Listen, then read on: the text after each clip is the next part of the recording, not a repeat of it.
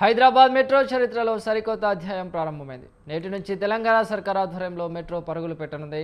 లాభాల కంటే ప్రజాసేవలకు అధిక ప్రాధాన్యతనిచ్చేందుకు ప్రభుత్వం సన్నద్ధమవుతోంది. మెట్రో నిర్వహణకు ప్రభుత్వ కార్యదర్శి ఆధ్వర్యంలో ప్రత్యేక కమిటీ ఏర్పాటు చేశారు.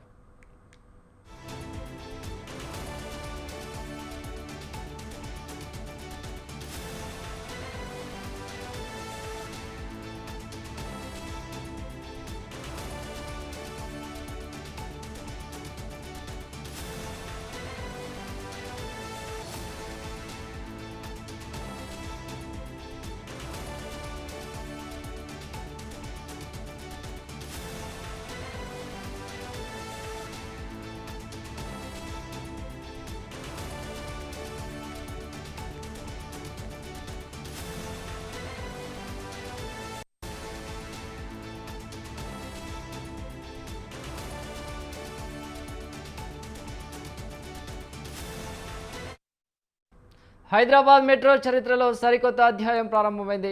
నేటి నుంచి తెలంగాణ సర్కార్ ఆధ్వర్యంలో మెట్రో పరుగులు పెట్టనుంది. లాభాల కంటే ప్రజాసేవలకు అధిక ప్రాధాన్యతనిచ్చేందుకు ప్రభుత్వం సన్నద్ధమవుతోంది. మెట్రో నిర్వహణకు ప్రభుత్వ కార్యదర్శి ఆధ్వర్యంలో ప్రత్యేక కమిటీ ఏర్పాటు చేశారు. ఇదే అంశంపైన మరింత సమాచారాన్ని మా ప్రతినిధి విశాల్ అందిస్తారు. విశాల్, రైట్ ఎలాంటి నుంచి ఆధీనం చేసిన తర్వాత ఈరోజు మొదటి ఉదయం నుంచి ప్రభుత్వం ఆ ఆధీనంలో మెట్రో రైళ్లు పరుగులు పెడుతున్నాయి.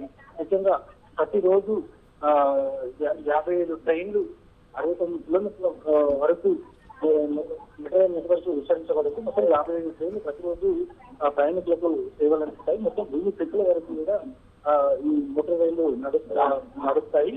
అయితే 8 ఏళ్ల పాటు జిఎన్టీ ద్వారా ఈ మెట్రో సేవలు కొనసాగాయి.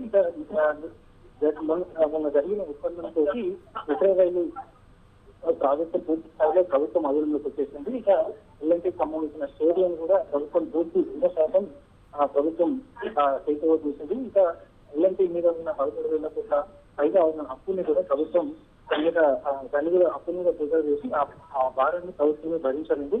మొత్తం 2017 నవంబర్ లో మెట్రో రైలు ప్రస్థానం హైదరాబాద్ లో మొదలైంది. 69 కిలోమీటర్ల వరకు మెట్రో రైలు 3 కారిడార్లలో ప్రస్తుతం కొనసాగుతుంది.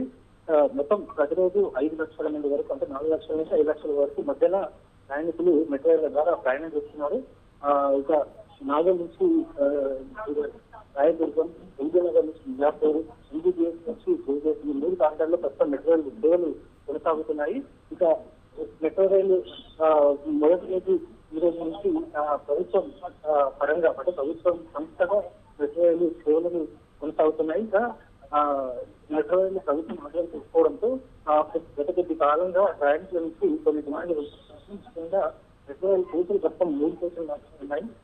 6 కోచులకు పెంచాలని ఎన్నో ప్రయాణికుల నుంచి రిక్వెస్ట్ అనేది ప్రభుత్వానికి వచ్చింది. ఇంకా ప్రభుత్వం ఈ ప్రాజెక్ట్ ని టేక్ ఓవర్ చేయడంతో ఈ 3 నుంచి 6 కోచులు పెంచడం, అదేవిధంగా ఫ్రీక్వెన్సీగా ఈ మెట్రో రైలు నడపాలనే ప్రజల డిమాండ్లు కూడా రాబోయే రోజుల్లో నెరవేరడానికి ఎక్కువ అవకాశాలు ఉన్నాయి. ఇంకా మెట్రో రైలు ఫేజ్ 1 ప్రభుత్వం స్వాధీనం చేసుకోవడం, ప్రభుత్వ పరం కావడంతో మెట్రో రైలు సెకండ్ ఫేజ్ కు మార్గం సుగమమైందని కూడా చెప్తున్నారు. అంటే ఒక లైన్ క్లియర్ అయిపోయింది.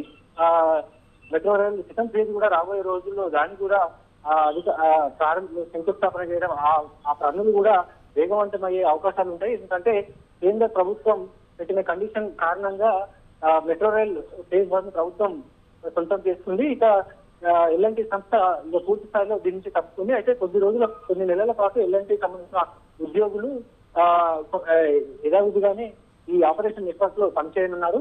ప్రస్తుతానికి అయితే ఎల్ఎన్టీ నుంచి మెట్రో రైల్ స్వాధీనం చేసుకున్న తర్వాత ప్రభుత్వ ఆధీనంలో ప్రభుత్వ సంస్థలో భాగంగా మెట్రో రైలు ఈరోజు ఉదయం నుంచి పరుగులు పెట్టాయి.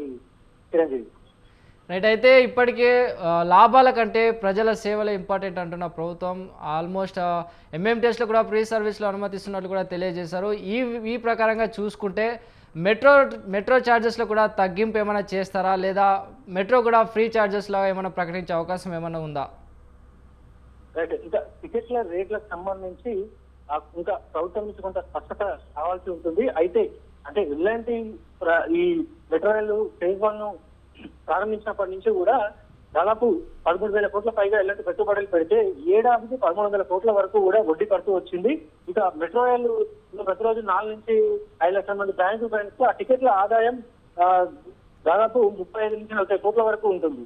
అయితే ఈ వచ్చిన ఆదాయంతో నిర్వహణ వీటన్నిటి కూడా పెద్ద మొత్తంలో ఖర్చులు కావడంతో ఎల్ఎన్టీ సంస్థ 7 ఏళ్ల తర్వాత తాము ఈ ప్రాజెక్ట్ నుంచి తప్పుకుంటామని, అగ్రిమెంట్ నుంచి తప్పుకుంటామని కూడా తేల్చి చెప్పింది. దీంతో ప్రభుత్వం దీన్ని ఎటువంటి ప్రత్యేక పరిస్థితులు అంటే ఎటువంటి మార్గం లేకపోవడంతో ప్రభుత్వమే దీన్ని సొంతం చేస్తుంది. ఇక అంటే పీపీపీ మోడల్లో ఈ ప్రాజెక్టు అందుబాటులోకి వచ్చింది. అయితే ఈ పీపీపీ మోడల్లో ప్రస్తుతం దేశంలో కొనసాగుతున్న అన్ని చోట్ల కూడా వివిధ రాష్ట్రాల్లో కూడా పీపీపీ మోడల్ ఫెయిల్యూర్ అయిపోయింది. ఎందుకంటే హైదరాబాద్ లాంటి డిమాండ్ ఉన్న ఏరియాలో మెట్రోపాలిటన్ సిటీలో విలువైన భూములను ఎల్ఎన్టీకి ప్రభుత్వం ఒప్పందంలో భాగంగా గతంలో ఇచ్చింది. కానీ ఆ భూములను సరైన మార్కెటింగ్ చేయలేక ఎల్ఎన్టీ సంస్థ దాన్ని వినియోగించుకోలేకపోయింది. సరైన మార్కెటింగ్ చేయలేక నష్టాలను చవిచూస్తుంది. ఇక ప్రస్తుతం ఈ మెట్రో రైలు ప్రభుత్వం స్వాధీనం చేసుకున్న తర్వాత ప్రయాణికులకు మెరుగైన సేవలు అందించడంలో భాగంగా కామన్ మొబిలిటీ కార్డును తీసుకురావాలన్న ఒక ఆలోచనలో ప్రభుత్వం ఉంది. అంటే మెట్రో రైల్ కి, ఆర్టీసీ బస్ కి, ఎంఎంటీఎస్ కి వివిధ క్యాబ్స్ కూడా దీనికి లింక్ చేసే విధంగా తీసుకురావాలన్న ఒక ఆలోచనలో ప్రభుత్వం ఉంది. దానికి ఎలాంటి అడ్డంకులు లేకుండానే ప్రభుత్వం ఆ కార్యక్రమాన్ని చేసే వీలుంటుంది. ఇంకా టికెట్ల రేట్లకు సంబంధించి ఇంకా మరికొన్ని రోజులు గడిస్తే కానీ దానికి సంబంధించి ఒక క్లారిటీ వస్తుంది చిరంజీవి. రైట్. అయితే ఇప్పుడు ఏదైతే లాస్ట్ ఎల్ఎన్టీ సంస్థ ఆధ్వర్యంలో మెట్రో టైమింగ్స్ అనేది మార్నింగ్ 6 నుంచి రాత్రి 11 గంటల వరకు మాత్రమే ఉండేటివి. ఇప్పుడు ప్రభుత్వం తీసుకుంది కాబట్టి మెట్రో టైమింగ్స్ ఏమన్నా ఎక్స్టెండ్ చేసే అవకాశం కనిపిస్తుందా? రైట్, తప్పకుండా ఈ యొక్క ప్రయాణికుల నుంచి ఒక డిమాండ్ ఎప్పటి నుంచో ఉంది. ఉదయం కొంత ఎర్లీగా 6 గంటల కంటే ముందు నుంచే కొంత ఈ ట్రైన్లను స్టార్ట్ చేయాలని ఎప్పటి నుంచో ప్రయాణికుల నుంచి కొన్ని డిమాండ్లు ఉన్నాయి. ఆ తర్వాత చివరి ట్రైన్ కూడా 11 గంటల తర్వాత కూడా అంటే 12 గంటల వరకు కూడా నడిచే విధంగా చూడాలని ప్రభుత్వానికి కొన్ని రిక్వెస్ట్లు ఉన్నాయి. వివిధ ప్రజా సంఘాలు కూడా గతంలో ఎల్ఎన్టీని కోరాయి, అదే ప్రభుత్వాన్ని కూడా కోరాయి. ముఖ్యంగా హైదరాబాద్ లో ఐటీ ఎంప్లాయ్స్ ఎక్కువగా హైటెక్ సిటీ నుంచి ఇటు సిటీలో వివిధ ప్రాంతాలకు వెళ్తుంటారు. ఇక చాలా మంది అర్ధరాత్రి వరకు కూడా వివిధ సెకండ్ షిఫ్ట్ లో వాళ్ళు జాబ్ చేస్తుంటారు. అలాంటి వారికి 10:30 తర్వాత ఆర్టీసీ బస్సులు కొంత వాటి సంఖ్య తగ్గుతుంది. దీంతో గంటల తరబడి అటు బస్ స్టాప్లలో ఎదురు పరిస్థితి ఏర్పడుతుంది.